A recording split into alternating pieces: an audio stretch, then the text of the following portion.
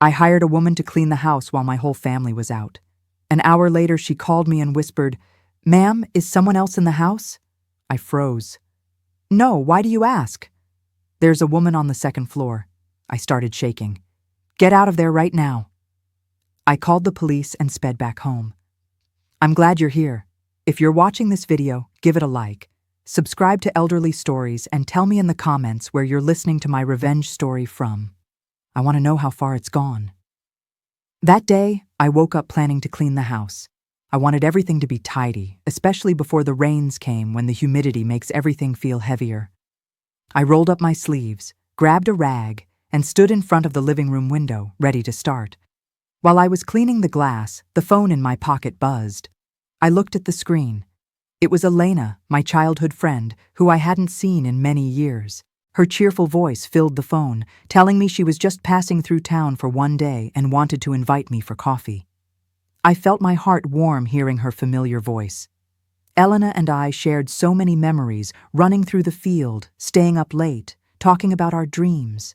How could I say no but thinking about everything I had to clean? I hesitated for a moment. I couldn't just leave the house like this. Then I remembered Caroline, the girl who lived down the alley near my house. She was in her early 20s, petite kind, and needed extra work to pay for her studies. I called her and she accepted right away, gratefully. I gave her specific instructions: clean the library, scrub the second-floor stairs, and above all, be careful with my husband Stephen's old shelves where the dust collected. I left her a spare key and asked her to lock up tight when she finished. I drove to the coffee shop, the garden where Elena was waiting. We sat under a big tree. She told me about her life in the city, about her adult children, and I told her about Stephen, his job as a writer for the newspaper, and my quiet, though sometimes empty days. We laughed, remembering old times. In the middle of our chat, my phone rang again. I saw the number. It was Caroline. I smiled, thinking she was calling to say she was finished, but when I answered, I didn't hear her usual timid voice. Instead, I heard heavy breathing like she was trying to hold back panic. "Mrs. Emily," she whispered, her voice trembling so much I could barely hear her. "Is someone else in the house?" My heart stopped. "No," I replied, trying to sound calm. "I'm having coffee. Oh, my husband is at the newspaper. He won't be back until tonight." "What's wrong, Caroline?" On the other end, there were a few seconds of silence, just her short, gasping breaths. Suddenly, her voice broke. "There's a woman on the second floor. I was cleaning the stairs and I saw her. She was wearing a long white dress. Her hair was a mess. She walked down the hall and disappeared into the last room." Her words were like an icy knife in my chest. I tried to stay calm, but the hand holding the phone was shaking. My first thought was that someone had broken in. The house was old, but we always locked everything carefully. How could anyone have gotten in? I apologized to Elena, telling her I had an emergency. She looked at me worried, but I just shook my head, unable to explain more. I told Caroline over the phone, "Caroline, get out right now, lock the door, and wait outside. I'm on my way." I called the police while I drove. My voice choked with anxiety. I explained that there was an intruder in the house trying to give details, though my mind was a whirlwind. I tried calling Caroline again, but she didn't answer. Every ring that went unanswered made my heart beat harder, like it was going to burst out of my chest. I imagined the worst, that something had happened to her, or that the intruder had attacked her. That day, the streets of my town seemed endless, even though I was flooring the accelerator. When I got home, the police car was already parked in front of the door. Caroline was sitting huddled on the step, her face pale, her eyes wide with fear. I ran to her, hugged her, and asked anxiously, "Are you okay? Did you see anything else?" Caroline just shook her head, her lips pressed tight as if she couldn't speak a single word. 2 police officers, one middle-aged with a serious look and a younger one, came out of the house. They said they had checked every corner, every room, every closet under the beds, even the shed in the backyard. There was no one. There were no signs of forced entry. All the doors and windows were locked without a single scratch or strange footprint. I sighed in relief, but the feeling of unease wouldn't leave me. Caroline said, still trembling, "I swear I saw her, Mrs. Emily. She She didn't seem real. She was like a shadow. I'm not brave enough to go up to the second floor again. I patted her shoulder to comfort her, but inside a doubt began to grow. This house was over 70 years old. It had belonged to Stephen's family before we moved in. The stone walls, the creaking wooden doors, the dark corners. They had always made me feel like they were hiding something, but a woman, I couldn't imagine it. Just then, I heard Stephen's car pull up the stone driveway. He got out, his face surprised to see the police car and me next to Caroline. I grabbed his arm and quickly told him what happened. I expected him to be worried like me, to want to find out what was going on. But Stephen just smiled slightly, a smile I had rarely seen. He went over to Caroline, gave her a pat on the shoulder, and said in a soft, almost mocking voice, "You were probably just tired," and mistook a reflection for a shadow. "Our house is old. It has a lot of corners that play tricks on your eyes." Caroline looked down without saying another word. I looked at her, my heart sinking. I knew she wasn't a girl prone to fantasies. She was hard-working, honest. She had no reason to make something like this up. But Stephen's look, his calmness started to make me doubt myself. Maybe he was right. I apologized to the police for making them come out. A bitter shame rose in my chest. I paid Caroline, told her to go rest, and promised I would call her if I needed her. 3 months later, I officially retired. No more rushed mornings getting ready for work. No more endless meetings. No more days racing against deadlines. The old house in my quiet town became my world. But the change of pace made me lose sleep. Every night I lay awake, staring at the ceiling, listening to the ticking of the clock in the darkness. On those nights, I started noticing strange sounds coming from the attic. At first they were faint noises, like something small accidentally falling to the floor. I convinced myself it was just the wind blowing through the old windows or the wood creaking with the weather. But little by little, the sounds became clearer, more distinct. I heard something like a chair being dragged across the floor slowly, heavily. Then footsteps, light but constant, as if someone was pacing back and forth. Sometimes I even heard the rustling of paper, as if someone was quietly turning the pages of a book. I told Stephen one morning while we were having breakfast in the kitchen. I tried to keep my voice calm, but I couldn't help feeling unsettled. "Honey, I've been hearing noises in the attic lately. It's not the wind. It sounds like someone is up there." Stephen yawned without looking up from the newspaper in his hands. He replied distractedly, "It's just rats, Emily. Our attic is old. It's full of junk. It's a paradise for mice. Tomorrow, I'll buy some traps, set them, and that's it." The next day, just as he promised, Stephen brought home some big metal traps, the kind that make a loud clack when they snap shut. He placed them at the foot of the stairs leading to the attic right under the old wooden door. "There," he said, dusting off his hands. "Now you can sleep peacefully, love." Strangely, the noises disappeared completely after that. No more footsteps, no more dragging chairs, no more rustling paper. I sighed with relief, convincing myself that Stephen was right. Maybe it was just mice, and I had worried for nothing. But then other strange things started happening, things impossible to ignore. One afternoon, I bought a piece of spicy sausage from the local market, my favorite for its intense flavor. Stephen, on the other hand, had never liked spicy food. He wouldn't even taste it. I carefully wrapped the sausage in paper and put it in the refrigerator, planning to enjoy it over the weekend. The next morning, when I opened the door, I froze. A large piece was missing. The cut was uneven, as if someone had sliced it in a hurry. I asked Stephen, who was reading the paper in the living room, "Did you take some of the sausage from the fridge?" He looked up, frowning, as if my question was absurd. Yesterday I felt like trying something spicy, so I cut off a little piece," he replied distractedly. "It was good, actually." I stood there frozen, not knowing what to say. Stephen had never been able to stand spicy food. He even complained when I cooked something with too much seasoning, but I didn't want to argue, so I just nodded and walked away with doubt stuck in my chest. A few days later, the sausage had disappeared completely.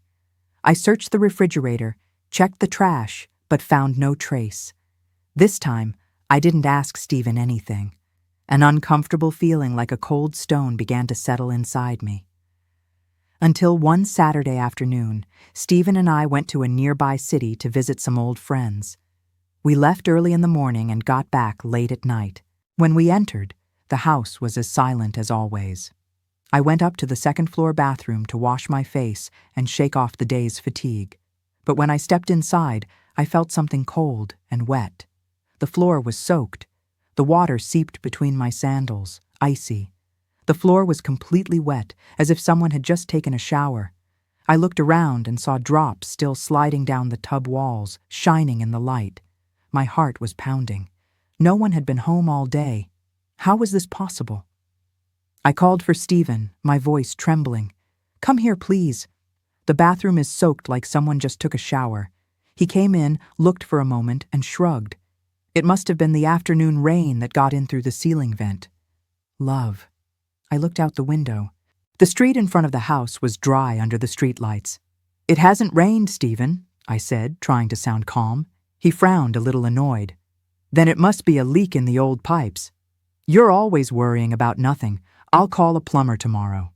But he never called a plumber. In the following days, the bathroom floor was dry as if nothing had happened. I checked the vent, the pipes too, but everything seemed normal. Stephen's explanation, though it sounded reasonable, didn't erase the growing unease inside me, the noises in the attic, the missing sausage, the puddle of water with no source. It all seemed like disconnected fragments, but when I put them together, they formed a contradictory image I couldn't stop thinking about. A week later, I decided to clean Stephen's library. It was his pride and joy, a small room on the second floor with dust-covered oak shelves filled with hundreds of old books and documents. I always thought we should donate some of the books we barely read to the city library so they could get into the hands of people who needed them. That day, I stood in the middle of the room starting to sort books on Stephen's desk. There were piles of drafts, notes, and papers stacked chaotically as if he never intended to organize them. When I lifted a heavy pile, my hand trembled, and all the papers spilled onto the floor. The sound of the paper hitting the floor broke the silence of the room and made me jump. I bent down to pick them up, and just then, a small wooden drawer that had been stuck for years popped open with a dry click. I hesitated for a moment and looked inside. There, under a pile of yellow drafts, was a small hardcover notebook, dark brown leather with worn corners. It looked old. It didn't look like it belonged to Stephen.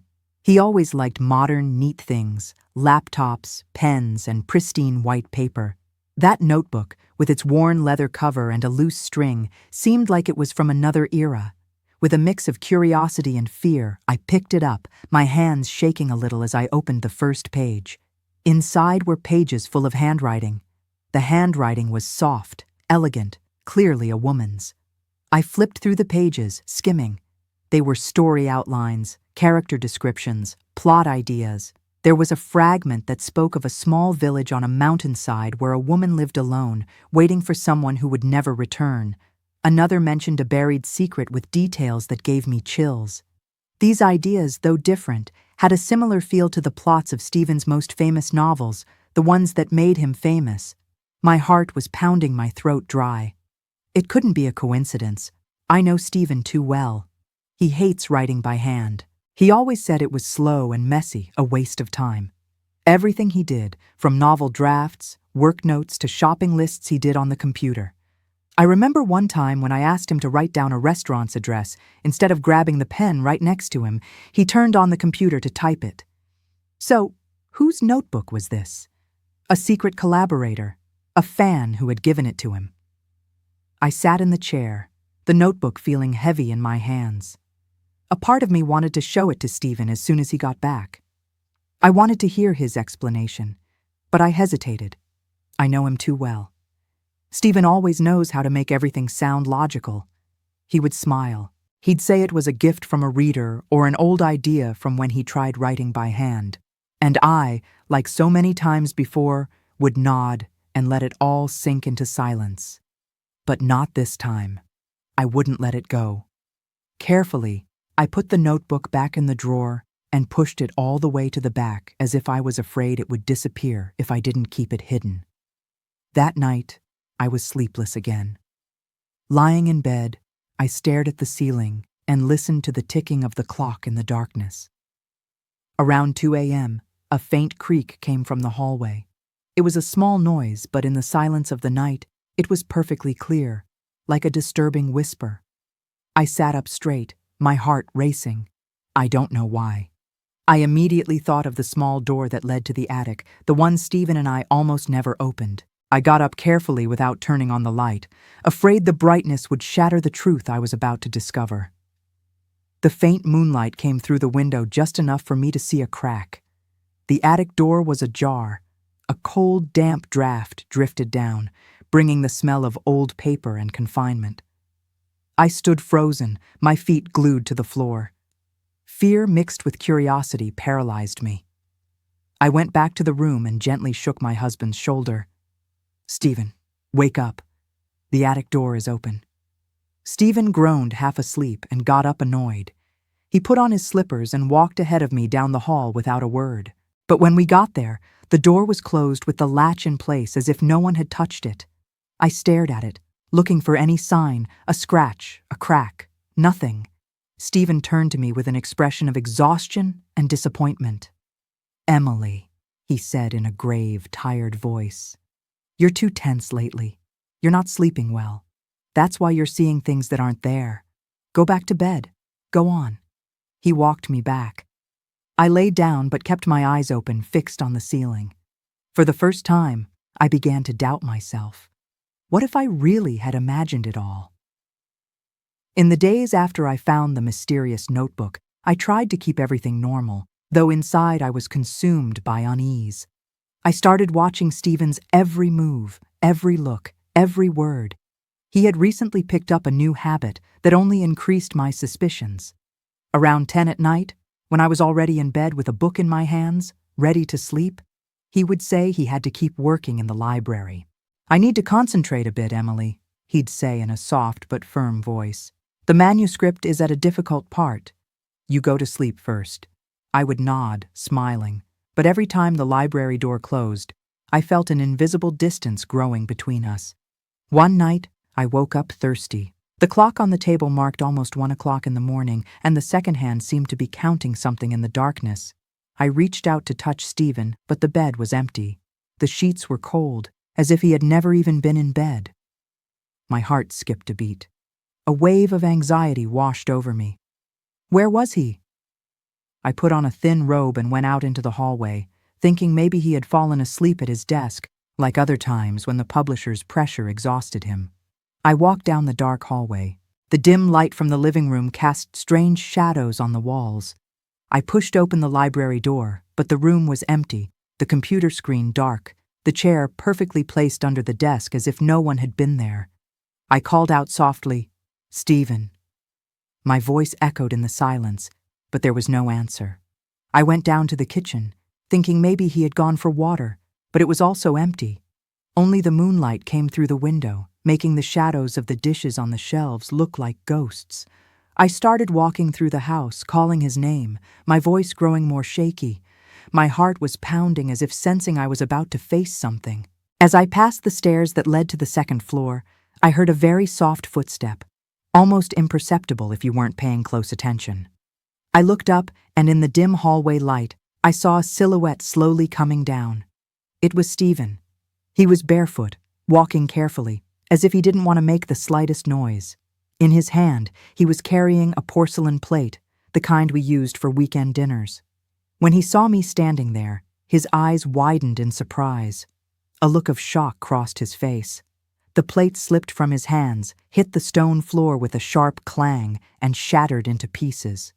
That sound tore through the silence of the night, startling me, and I took a step back. I looked at the fragments, confused. The plate was empty, clean, no crumbs or grease, as if it had been carefully washed. That only added to my confusion. I looked up at Stephen and asked with a trembling voice, "What were you doing up there at this hour?" "I thought you were in your office." He bent down and started picking up the pieces with slow movements, as if trying to buy time to think of an answer. He avoided my gaze and said in a forced tone, I got stuck on the end of the book. The editor won't stop pressuring me. You know, I needed a quiet place. So I went up for a while. I got hungry and brought up some food. I stood there watching him pick up the pieces, unable to fully believe him. I knelt down to help him. When our fingers brushed against the cold floor, I felt a cold chill of distance. The hand that once comforted me now chilled my skin. I knew he was under a lot of pressure from the publisher. The constant calls from Mr. Ramos, his editor, had him on edge. Maybe I told myself he just needed space to write. Maybe I was overreacting. The next morning, the house felt heavy, as if an invisible cloud was floating over us. I woke up tired, my head full of unanswered questions. Stephen, avoiding my eyes, got up earlier than usual. I heard him making coffee in silence, the soft clinking of porcelain, but without the usual good morning. He locked himself in the library, closing the door firmly, and I knew he didn't want to be disturbed. I stood in the hallway, looking at that wooden door with a heavy heart. Around noon, Stephen came out dressed in a gray suit and carrying a small suitcase. He stopped in the living room where I was sitting with a cup of cold tea.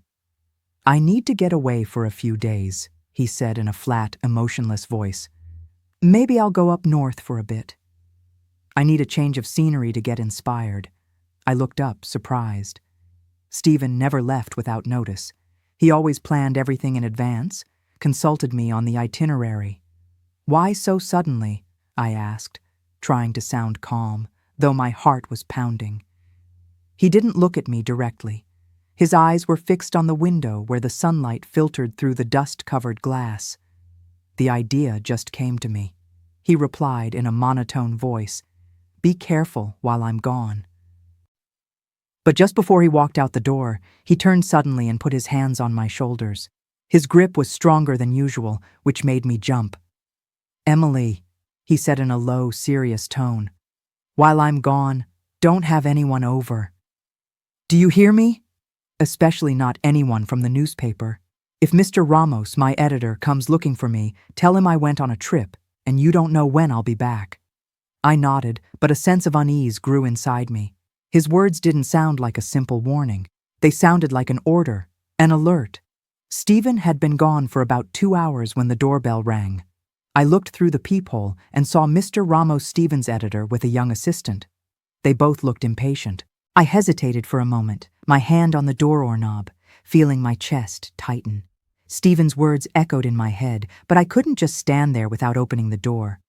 I took a deep breath, opened the door, and forced a smile. Mr. Ramos didn't wait for an invitation. He walked straight into the living room with an annoyed expression. "Mrs. Emily," he said harshly, "I know Stephen is home. Stop covering for him. We need the manuscript urgently. The deadline was 2 weeks ago." Keeping calm, I repeated exactly what Stephen had told me. "I'm sorry, Mr. Ramos, but Stephen left this morning to find inspiration. I don't know when he'll be back." Mr. Ramos let out an ironic laugh that chilled my blood. He pointed toward the Vargas' house, our neighbors across the street. "Don't lie to me anymore," he said sharply. "Mr. Vargas told me he sees the attic light on late every single night. If Stephen is working that much, he should have the manuscript ready by now, not hiding like this." The young assistant, a girl with a kind look, intervened. "Ma'am, we just want to help. If Mr. Stephen is having writer's block, he should talk to us. We can support him." Her tone was soft, but I couldn't concentrate anymore. Ramos's words hit me hard. The attic light. I never noticed that. We hardly ever went up there. It was full of old boxes and cobwebs. Why would a light be on? And why would Mr. Vargas say he saw it every night? My heart stopped.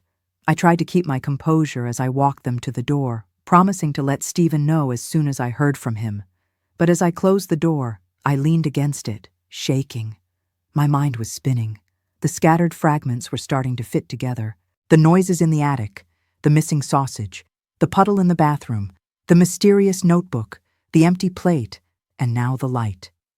Everything pointed to the same place, the attic, that forgotten space I hadn't been up to in years. I didn't feel scared anymore. Instead, a cold determination began to grow inside me like a silent flame, pushing me to find the truth. I went to the backyard shed where a weak light from the street lamp snuck through the crack in the door. The smell of dust and old oil made me cough. I looked for the old folding ladder we hadn't used since we moved in. It was heavy, covered in dust and cobwebs, as if time had left it behind. I dragged the ladder down the second-floor hallway, each step feeling heavy, as if I were carrying all my accumulated suspicions with me. When I placed it under the hatch that led to the attic, I felt my heart pounding, but not from fear. It was an urgency, a certainty that I was about to discover something that would change everything. The metal latch was rusted so stiff that I had to use all my strength, grit my teeth, and push hard until it gave way. The sound of the metal clicked like a final warning. I lifted the cover of the door, and a wave of hot, damp air washed over me, bringing with it the smell of old paper and many years of confinement. That smell turned my stomach, but I didn't stop. I turned on my phone's flashlight. The cold, white light cut through the darkness. I took a deep breath and went up. Each step creaked under my feet, as if guiding me to a world I wasn't ready for. The attic was bigger than I imagined. A dark space full of stacked cardboard boxes, old furniture covered with dusty white sheets and cobwebs, hanging like ghostly curtains. The only light came from a small, dirty window, casting opaque rays onto the wooden floor. I scanned the flashlight across the room, my heart beating so hard it felt like it would burst from my chest. In the farthest corner of the attic, there was a small, tidy space like an oasis in the middle of the chaos. A wooden table, a chair with a broken leg, and a dimly lit oil lamp casting a yellowish, almost dying light. And then I saw her, a woman sitting with her back to me. She was thin, with long, white, tangled hair falling over her shoulders like a forgotten waterfall. She was wearing a yellowish-white dress with torn edges. The sound of a pencil scratching on paper was the only thing breaking the silence, like a faint heartbeat of life. I froze, my throat closing up, unable to speak. I stammered. "Who? Who's there?" My voice sounded weak, swallowed by the darkness. The pencil stopped. The woman turned her head sharply. Under the dim lamplight, her gaunt, pale face appeared. Her eyes were sunk and tired, but with something familiar that made me tremble. My world fell apart. My legs gave out, and I had to lean on an old trunk to keep from falling. It was Marina, my sister. The face I hadn't seen in 30 years, only in dreams and blurry photos. Marina, who the whole family believed was lost forever, was here in the attic of my house, in a state that broke my soul. Around her, a small world of secret existence, a huge pile of handwritten manuscripts, several empty cans, rolling water bottles, a dirty blanket on a thin mattress, and an old bucket for her needs, all living proof of a life in captivity. Marina looked at me, her dry lips trembling. She tried to speak her voice, as if she had forgotten how. "Sister Emily, But she couldn't say more. She just looked at me, her eyes full of tears, as if begging me for a forgiveness I didn't yet understand. I didn't hear anything else. Tears streamed hot down my cheeks. I walked toward her like a sleepwalker, my legs trembling and my head spinning. Marina, my sister, the one I had cried for until my soul ran dry, thinking I had lost her forever, was now here alive like a ghost inside my own home. I grabbed her thin arm, feeling every fragile bone under her skin. "Go downstairs," I said between sobs, my voice breaking. "Go downstairs now, Marina." I helped her stand up. A storm of emotions raged inside me, joy at finding her, pain at seeing her like this, and fear of the questions screaming in my head. Why was she here? Who did this to her? And Stephen? What did he have to do with this? I led her down the stairs. Her every step was unsteady, as if her legs didn't remember what it was like to leave that dark attic. The light of the house lit up her face, highlighting her sunken features and squinting eyes unaccustomed to the brightness. She looked like a creature of darkness, seeing the sun for the first time. And it broke my heart. Marina, my sister, who once shone so brightly in our town, was now just a fragile shadow. I took her to the living room. I sat her down carefully in the most comfortable armchair, where the soft light of a lamp fell on her like a caress. I ran to the kitchen, filled a glass of cold water, and with trembling hands, I brought it to her. Marina tried to hold it, but her hands shook so much that the water spilled. I knelt, held the glass, and helped her drink sip by sip. Tears burned my eyes, but I held them back. I didn't want her to see me weak. She needed me to be strong, at least for now. After a few sips, Marina started to cry. It wasn't a soft cry. It was a silent scream, as if all the years of repressed pain were bursting out at once. She collapsed onto my shoulder. Her thin body trembled, and I just held her tight, feeling every vertebrae through her clothes. I didn't ask her anything. I just stayed there in silence, letting her cry, letting the tears wash away some of the weight she had carried for so long. When Marina finally calmed down, she began to speak in a broken voice, barely a whisper. "Sister Emily," she murmured, looking at the floor, unable to meet my eyes. "I never thought I'd see you again, especially not like this." I took her hand, squeezing it gently, trying to give her some warmth. "Tell me, Marina," I said, my voice firm but tender. "What happened? Why are you here?" Then she started to tell me. Every word was a stab. She told me about that fatal night 30 years ago when her life fell apart. Richard, her boss at the paper, had asked her to his apartment to talk about work. Marina, young and naive, believed him. But when she arrived, Richard was drunk. His look was no longer that of a boss, but of a predator. He tried to force himself on her, his voice thick with threats. Marina fought back with all her strength. She pushed him, but he didn't stop. In the middle of the struggle, panicking, she grabbed a small marble statue and hit him over the head. "Sister, I just wanted him to stop," she said, her voice choked. I didn't want that to happen." But the blow was too hard. Richard fell to the floor, hitting his head on the coffee table, and lay motionless, showing no signs of life. Marina said she froze, not knowing what to do, her mind blank with fear. Just then, Stephen showed up. He said he was just stopping by to invite her to dinner at our house. But when he walked in, he witnessed the terrifying scene. "I wanted to call the police, sister," Marina said, her eyes red. "I wanted to turn myself in, do the right thing, but Stephen wouldn't let me." He stood there looking at her with a chilling calmness. "You'll go to jail, Marina," he said in a cold voice. "You'll lose your whole life. Let me help you. For Emily's sake, I'll protect you." I listened, my body cold. Stephen, the husband I loved, the one I trusted, had manipulated my sister using my own love for him. He convinced Marina that hiding the truth was the only way to protect me, to keep our family from bearing the shame. That night, under the cover of darkness and the isolation of the Santa Rosa Hills, Stephen took Richard's body in his car alone. He dug a grave on the hillside in a place no one knew and buried the secret there. Then he brought Marina to our house when I was already asleep and hid her in the attic. "It's just temporary," he told her, "until things calmed down." But temporary turned into 30 years. Stephen turned Marina into a ghost living in secret in her own sister's house. When the police investigated, they discovered Richard had withdrawn a large sum of money before he disappeared. Stephen skillfully spread the rumor that Marina and Richard were having an affair and had run off together. That story, combined with both of their disappearances, made everyone, including me, believe it. The investigation stalled, and Marina, in the eyes of the world, became a fugitive who had abandoned her family. I stood there, tears streaming down my cheeks, but not from sadness. It was rage. It was the pain of betrayal.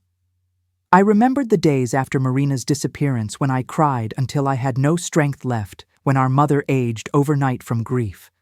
I remembered Stephen's sudden literary career, his successful novels, the wealth and fame we achieved, everything in the end built on my sister's pain and sacrifice. "I didn't know Marina," I whispered, my voice broken. "I didn't know. I trusted him. The first few years in the attic were hell's sister."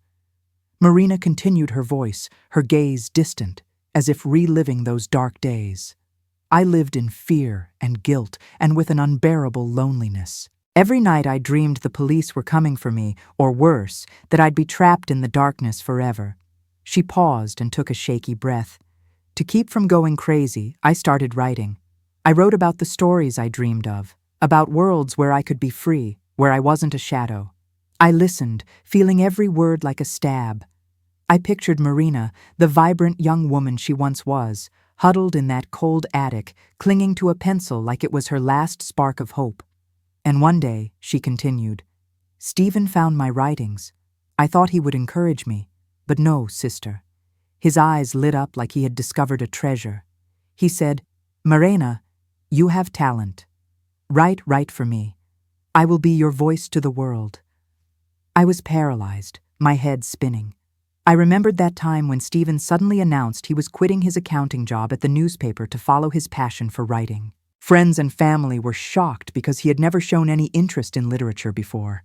I was so proud of him, thinking he had found a creative spark I never knew he had. But now the truth was a slap in the face. Stephen wasn't a writer.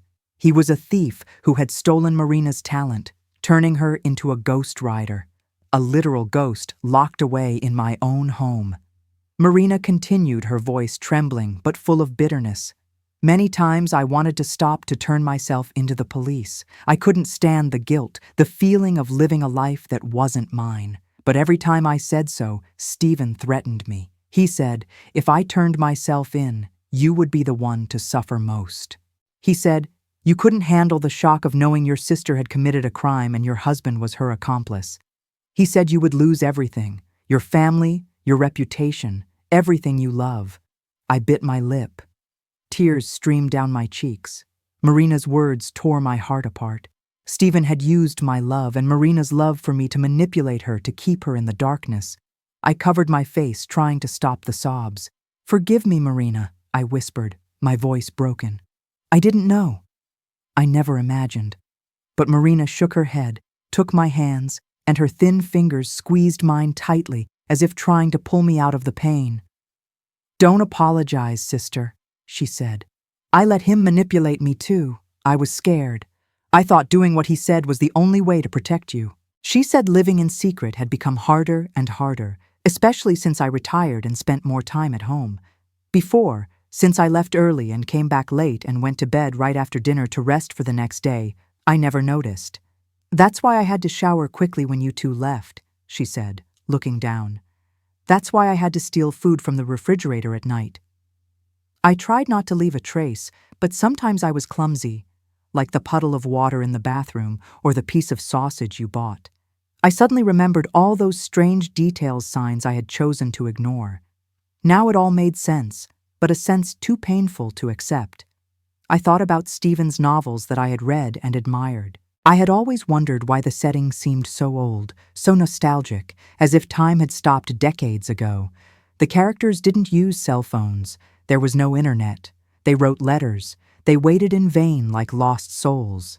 Now I understood. It wasn't a literary style.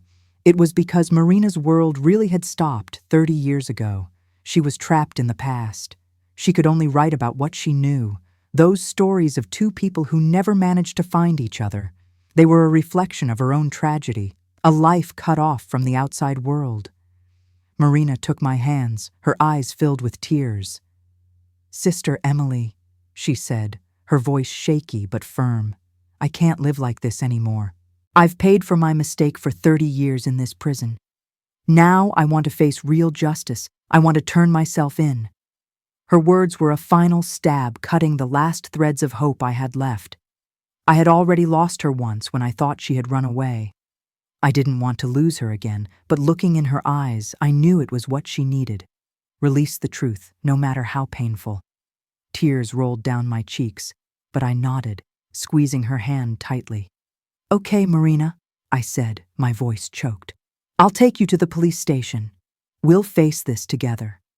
I hugged her, feeling her fragile body in my arms.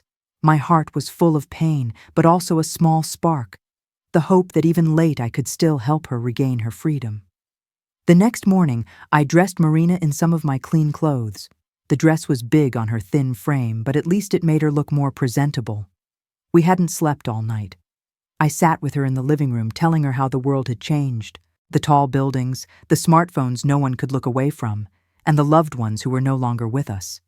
Marina just listened in silence, her gaze distant, as if trying to imagine a world that had been stolen from her. I drove to the Central Police Station with Marina sitting beside me.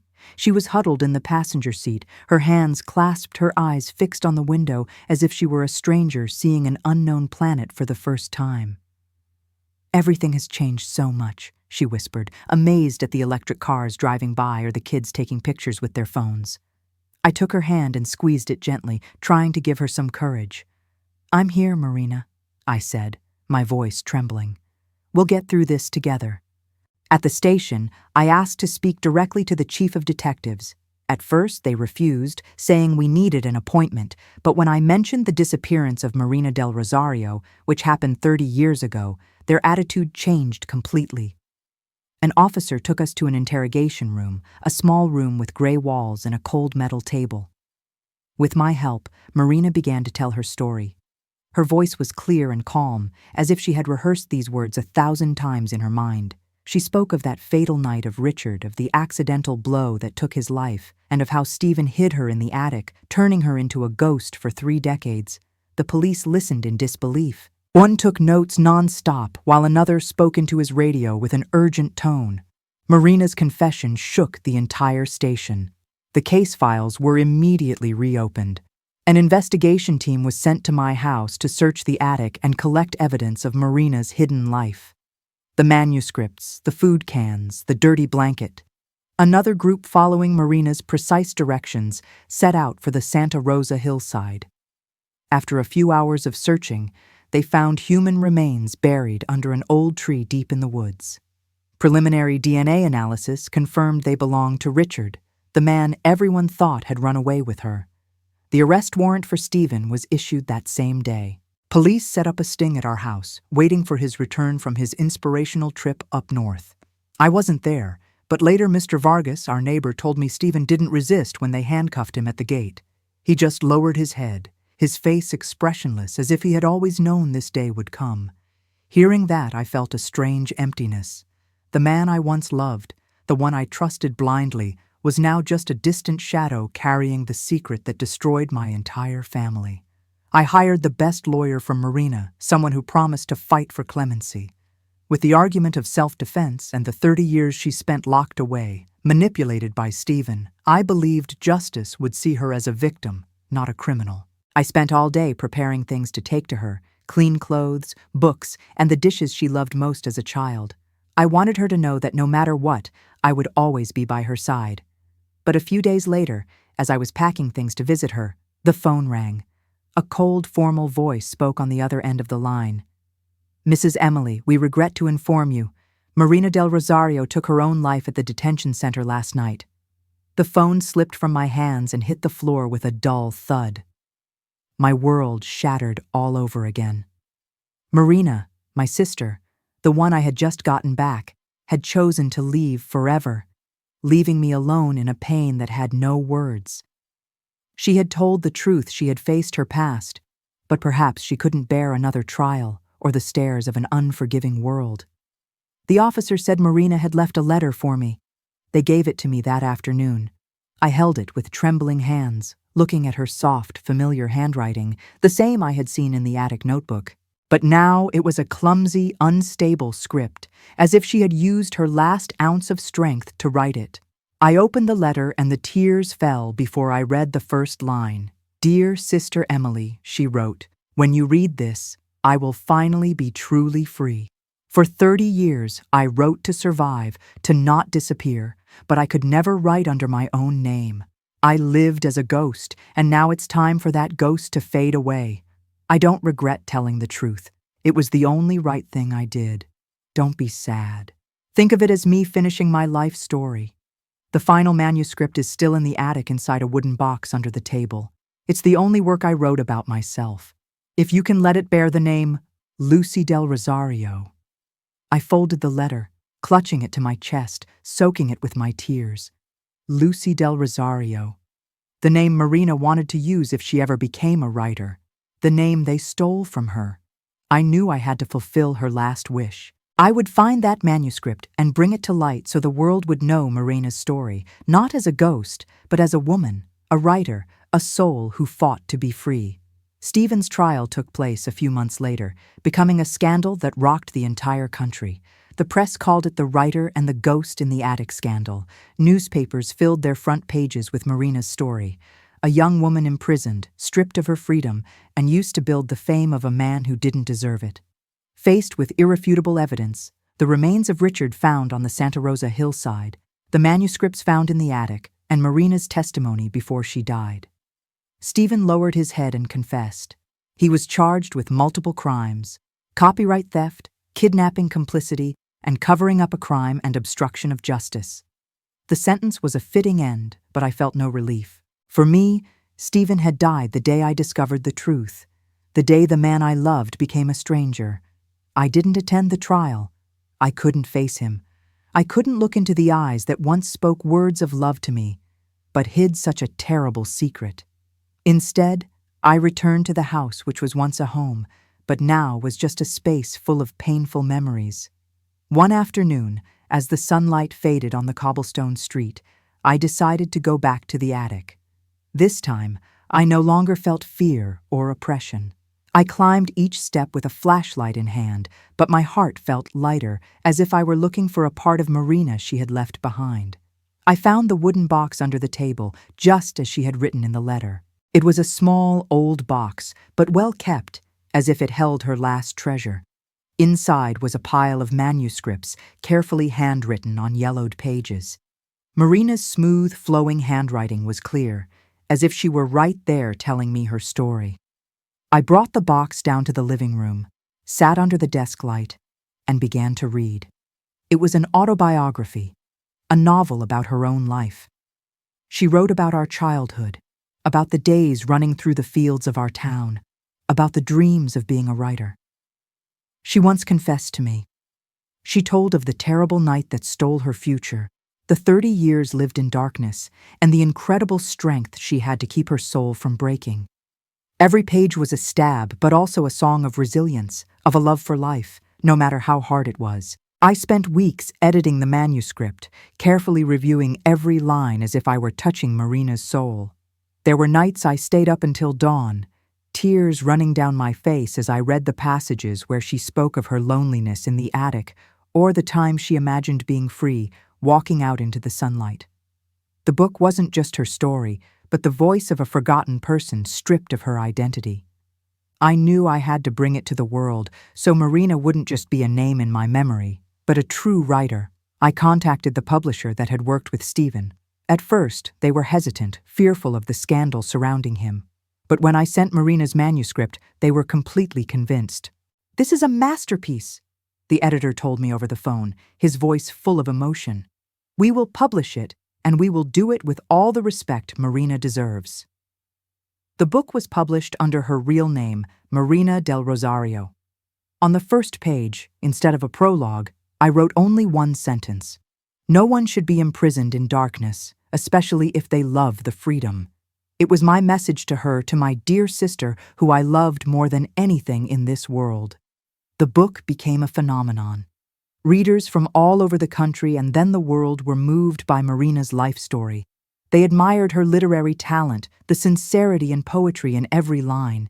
Stephen's old works, now re-released under Marina's name, also sold again as a way of serving justice. Marina, though she was gone, finally became a true writer, recognized and loved. I read the reviews, the letters from readers, and felt my heart tighten but warmly. "You did it, Marina," I thought. "You got your voice back." I still go up to the attic sometimes. It's no longer a place of confinement, but has been cleaned and turned into a small library. I open the window to let the sunlight in, illuminating the shelves where Marina's works are placed with respect. I stand there looking out at the street full of life. Marina's voice has been recovered, and justice in some way has been served. I know she is somewhere in the sunlight, in the pages of books, and in my heart, free forever. And when it was all over, I understood something. No wall is thick enough to imprison the truth forever. A lie, no matter how skillfully hidden, rots over time, like the dust covering old shelves. Marina's life proves that. Silence can sometimes be crueler than guilt, and that fear can turn a person into a ghost within their own existence. If there is one lesson I want to leave you with, it's this. Dare to face the truth no matter how painful it may be. Speak up even if your voice trembles, because only when we dare to step out of the darkness are we truly free. And only when the truth is spoken can imprisoned souls find rest. The story you just heard has had names and places changed to protect the identity of the people involved. We don't tell it to judge, but with the hope that someone will listen and stop to reflect. How many women are suffering in silence inside their own homes? I truly wonder if you were in my place, what would you do? Would you choose silence to keep the peace, or would you face everything to get your voice back? I want to know your opinion because every story can become a candle that lights the way for others. God always blesses, and I am sure that courage will lead us to better days. For now, on the end screen, I'll leave 2 of the channel's most beloved stories. I'm sure they will surprise you. Thank you for staying with me until this moment.